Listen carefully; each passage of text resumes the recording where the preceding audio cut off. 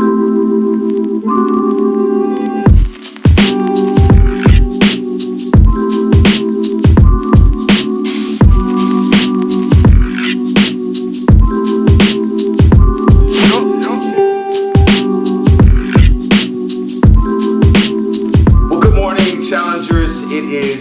21-day positive thought challenge. It's day 18. We're moving along pretty well.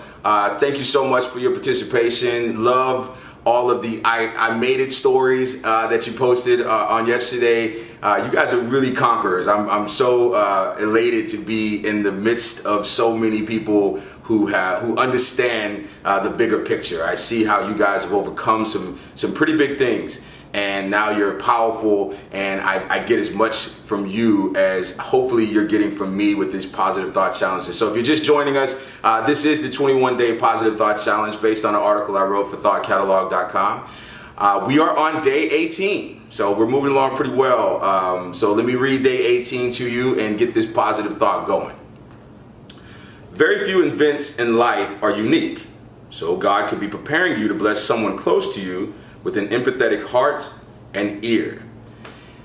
So we've talked a lot about how we go through things in preparation for us to be blessed in another area, or for us to be prepared to receive something bigger. So if you can handle $1, then you get blessed with 100. If you can handle 100, you get blessed with 1,000, and so forth and so on. But there's another component to this that I really want to stress, and that's sometimes you go through things not for you, but so that you can be an empathetic ear for someone else, so that you can bless someone else. It's really hard to go through something and feel like you're the only one that it has ever endured this. And sometimes this is exactly what we do. We treat life like it's this very unique thing, that we're the only person going through situations. We're the only person that goes through a divorce. We're the only person that loses a job. We're the only person that experiences death. But the reality is that we are all a community, and we are all going through a lot of the same things. Now, I'm not talking about sympathy. I'm not talking about trying to take someone's pain away from them or diminish their pain by saying, my situation was worse than yours, so you shouldn't feel bad. That's not what I mean. What I mean is, here's my story, here's my testimony, and this is why testimonies are so powerful, because they provide people with encouragement. Hey, if I made it through, so can you. And here's how I did it. Because although I may not take all of your advice, although I may not take the path that you took, just knowing that you overcame this, knowing that you got better on the other side, it encourages me and it strengthens me and empowers me to go ahead and make it through with the same hope that I'll be able to get to a better place just like you did.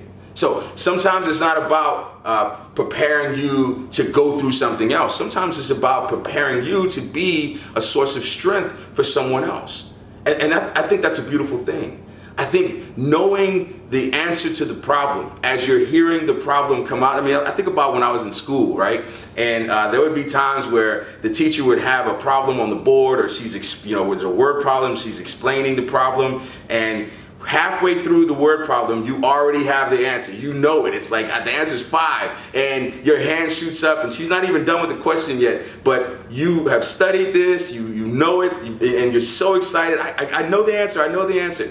And that's how it is with life. You know, we have these people who are close to us who are going through these difficult times, and they reach out to us, or we reach out to them, and as they're telling the story, you know, and you may have been in that situation where you're telling someone a story, and they start smiling and they're shaking their head, and what they're doing is they're agreeing with you that I know exactly what you're talking about. I've been there. I've gone through it. And guess what? You're going to make it on the other side. I know it seems like the end of the world, but I promise you it's not. I went through a similar situation 10 years ago. Here's how I made it through. And again, you don't have to do what I did.